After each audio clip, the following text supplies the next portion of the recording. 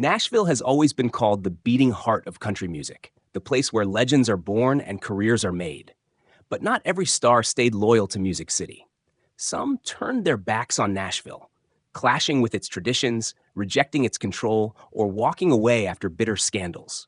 These weren't just artistic choices, they were acts of rebellion that shook the industry to its core.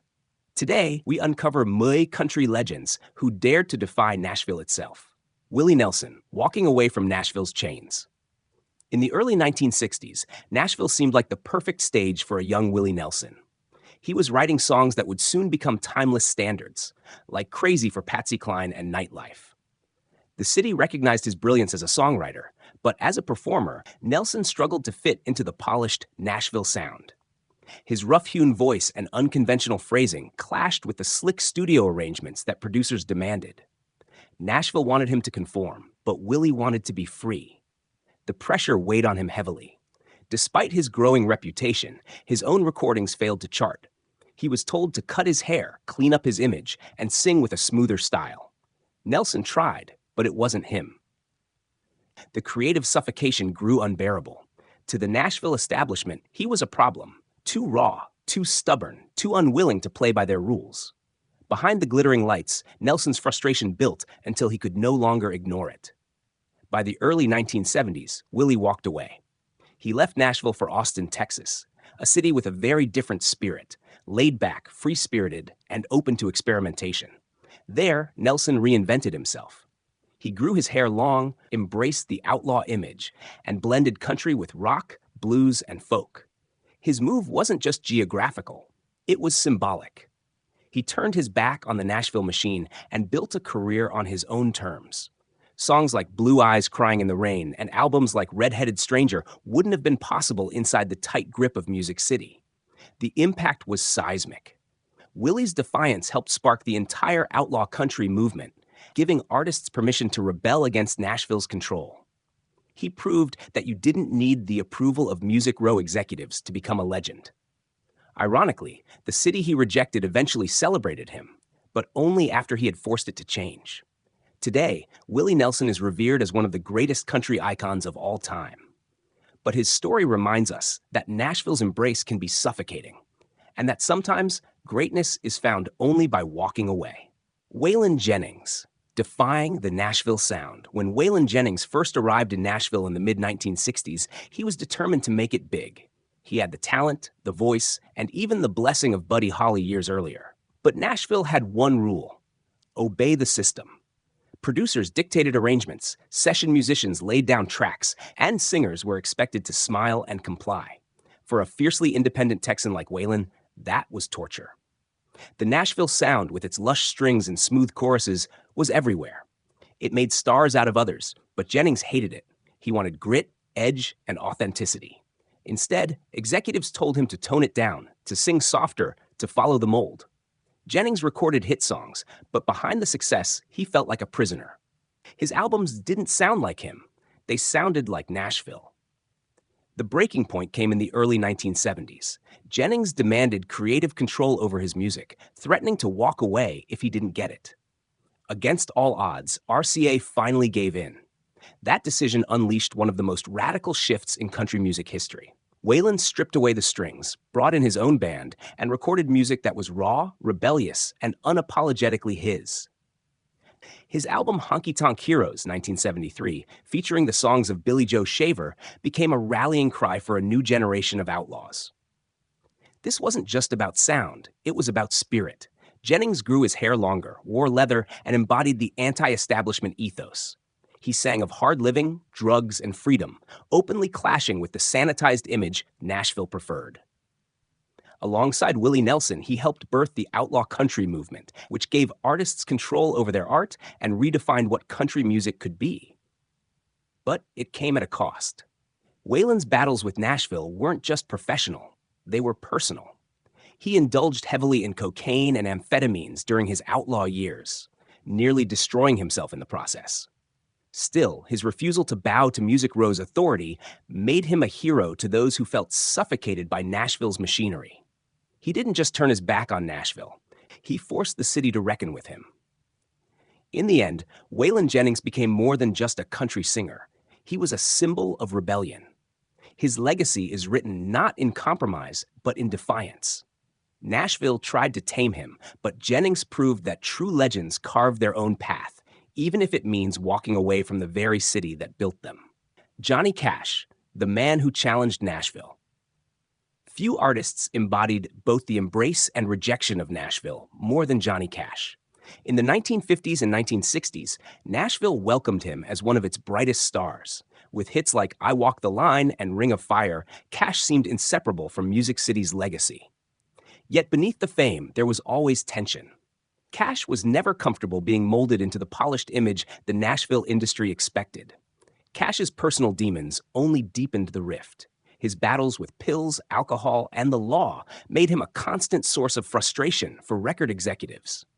While Nashville sought to showcase wholesome, reliable artists, Cash performed prison concerts, sang about murder and redemption, and lived a life that defied the city's sanitized expectations. His infamous performance at Folsom Prison in 1968 was everything Nashville didn't want: raw, dangerous, rebellious. And yet, it became one of the most iconic country albums ever recorded. What made Cash different was his refusal to play by the rules. He openly criticized the music industry's obsession with control, accusing Nashville of losing touch with the struggles of ordinary people.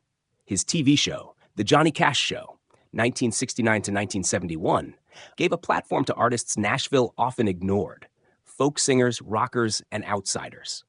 By doing so, Cash symbolically turned his back on the city's gatekeepers, opening country music to a broader world.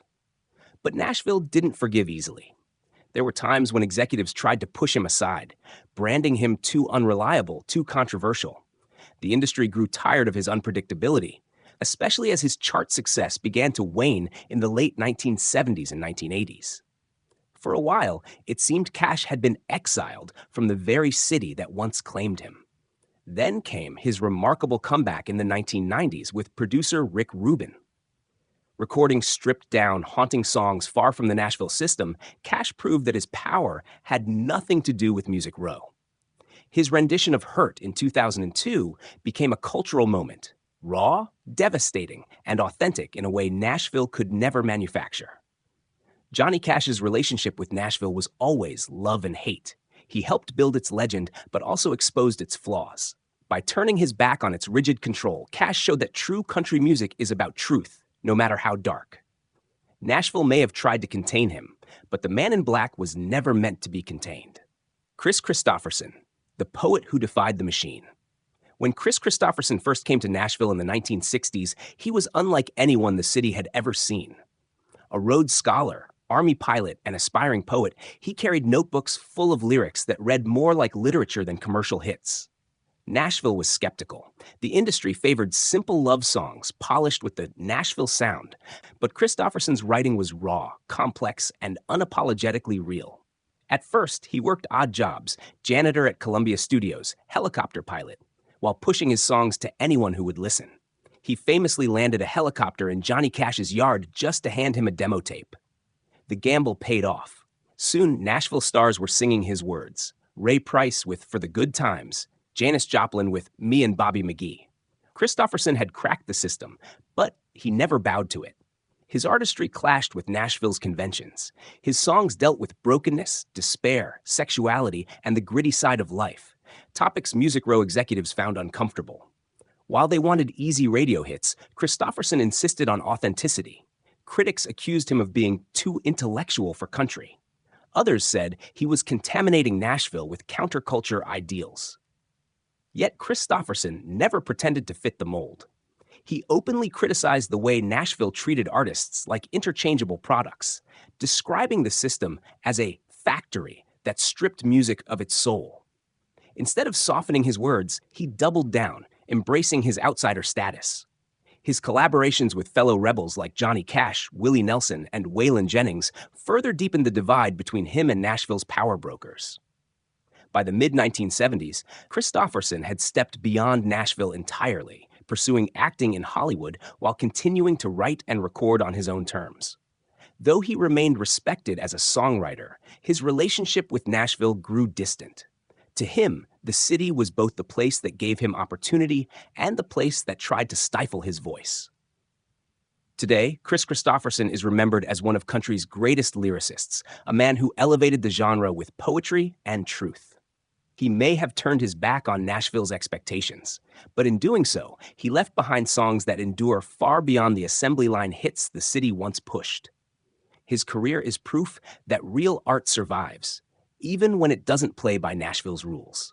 Dwight Yoakam, the outsider who found success without Nashville.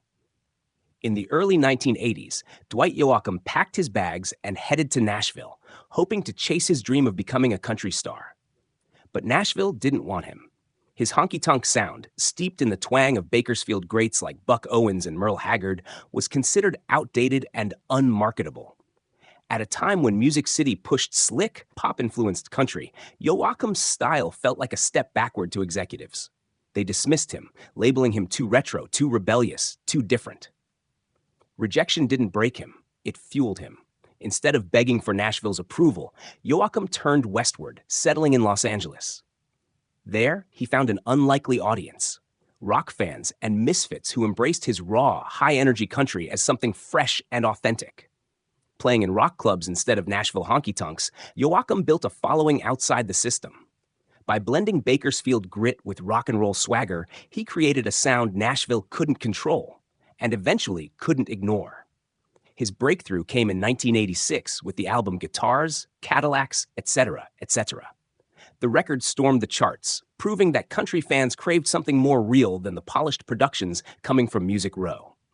Hits like Honky Tonk Man and Guitars, Cadillacs reintroduced hardcore twang to a new generation. Ironically, the city that had rejected him suddenly claimed him as one of its own. But Yoakam never forgot Nashville's cold shoulder. He remained proudly independent, recording on his terms and refusing to let the industry box him in.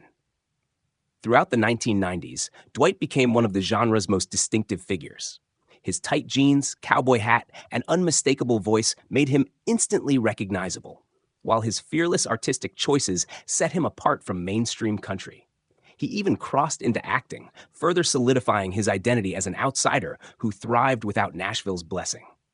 Yoakam's story is one of sweet revenge. By turning his back on Nashville after its rejection, he proved that success could be found elsewhere and on his own terms.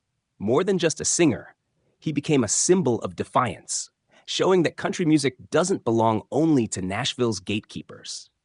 Today, Dwight Yoakam is celebrated as a pioneer who kept traditional honky-tonk alive during a time when Nashville nearly buried it.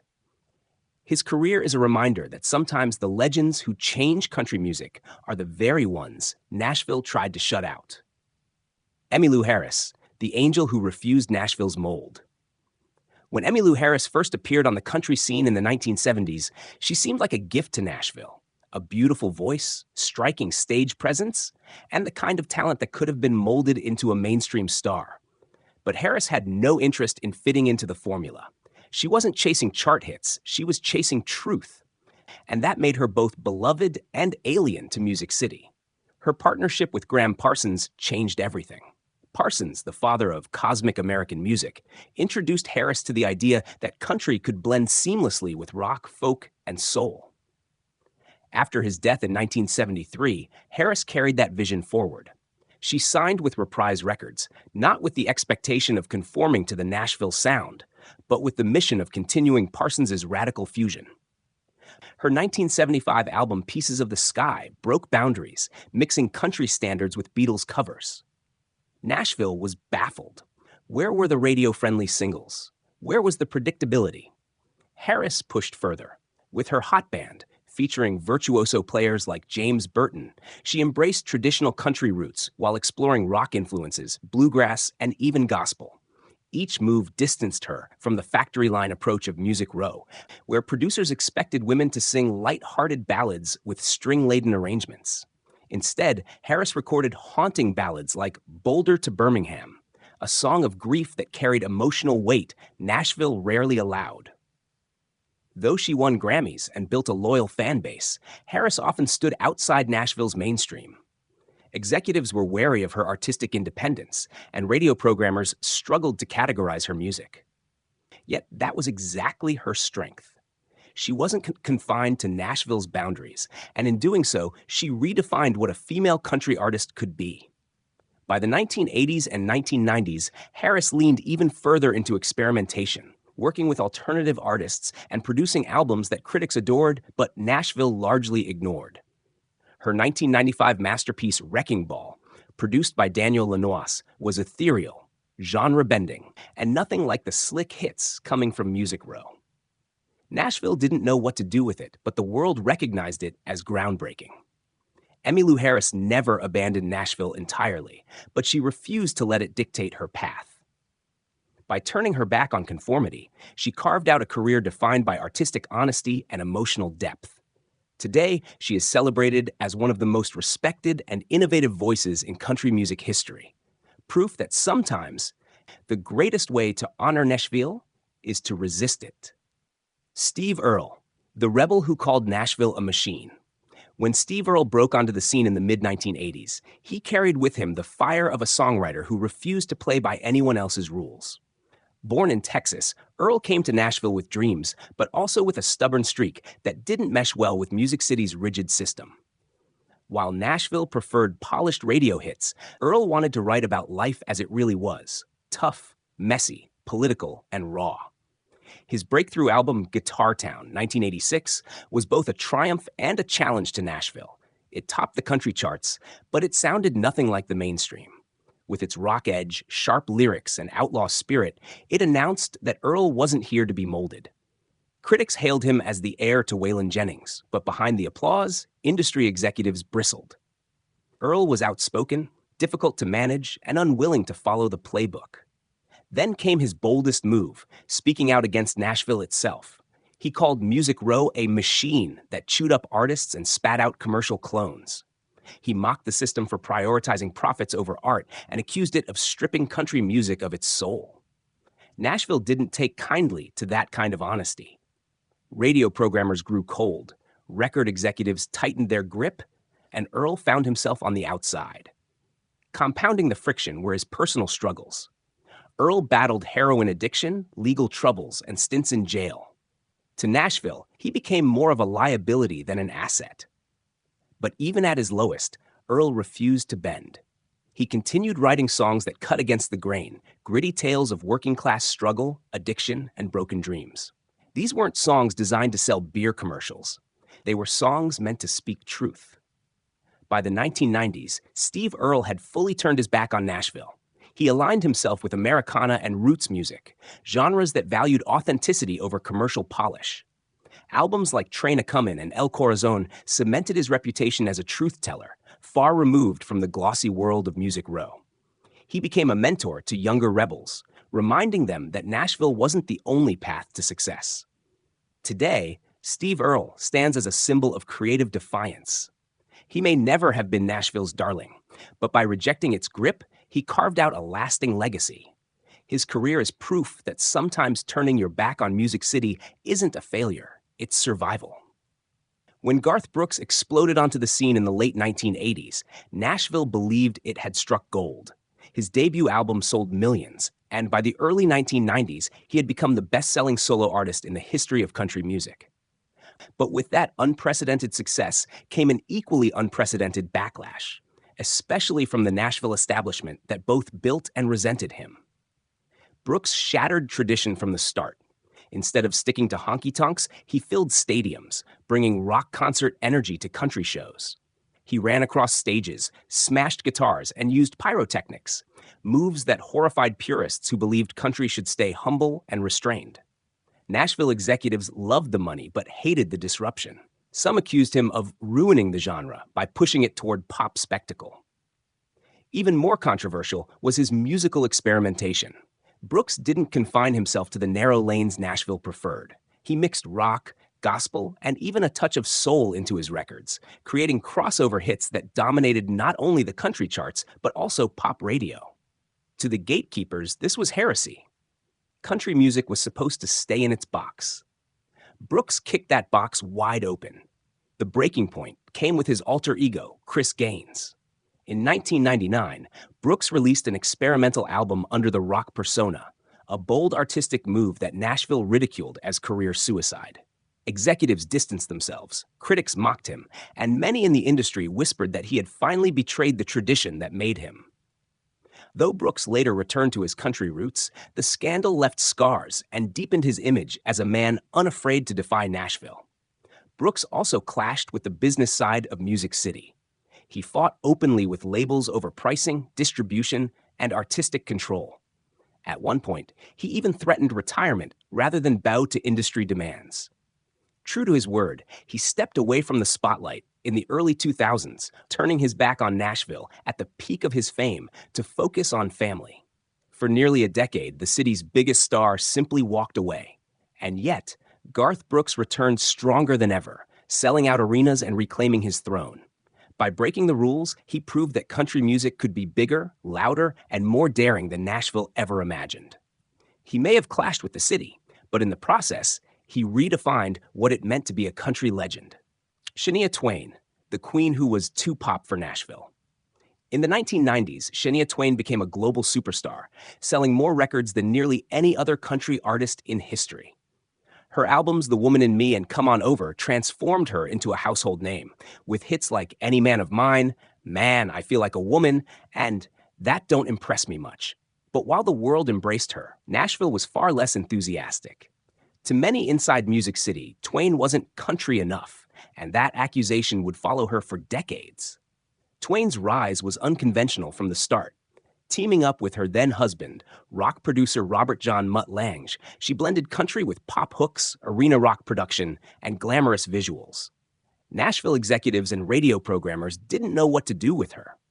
Some stations refused to play her songs, they dismissing her as crossover fluff. Critics accused her of diluting country's traditions for the sake of mainstream success. Behind the glittering awards and record sales, there was a wall of skepticism from the very city that should have celebrated her. Instead of conforming, Twain leaned in. She embraced her pop country sound unapologetically, making music that reached far beyond the Nashville bubble.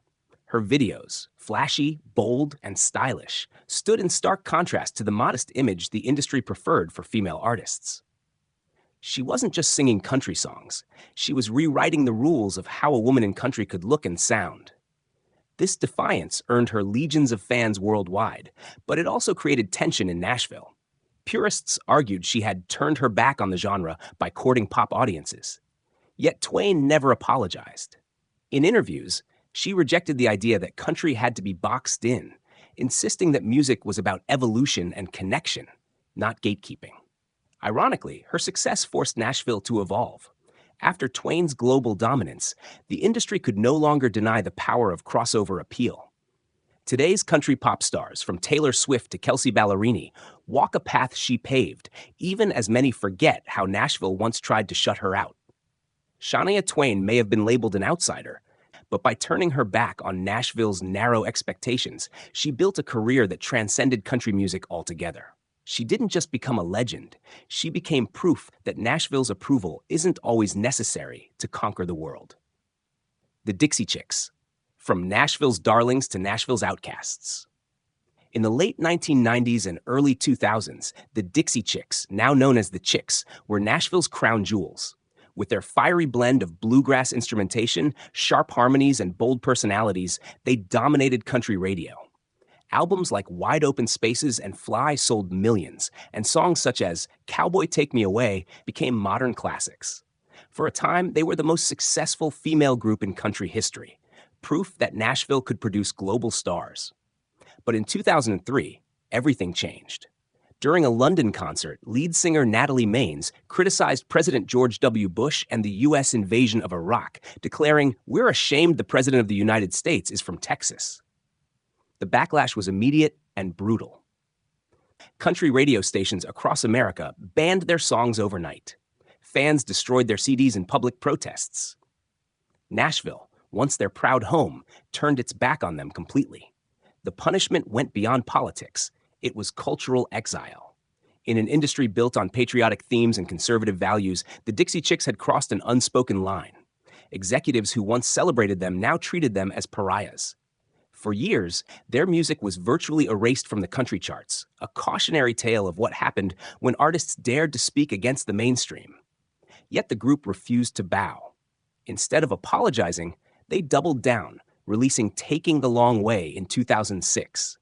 The album included the defiant anthem Not Ready to Make Nice, a direct response to the controversy. Though Nashville shunned it, the record won 5 Grammy Awards, including Album of the Year. The message was clear. The Dixie Chicks didn't need Nashville's approval to survive. Their story became a turning point in country music history. The fallout revealed how quickly Nashville could abandon its stars when politics clashed with profit. At the same time, it showed the power of resilience, how artists could endure, even thrive, outside the city's grip. Today, as the Chicks, they are celebrated once again, performing to sold-out crowds and standing as symbols of artistic courage. But the scars remain. No story illustrates more dramatically what it means to turn your back on Nashville than theirs. Because in truth, it was Nashville that turned its back first.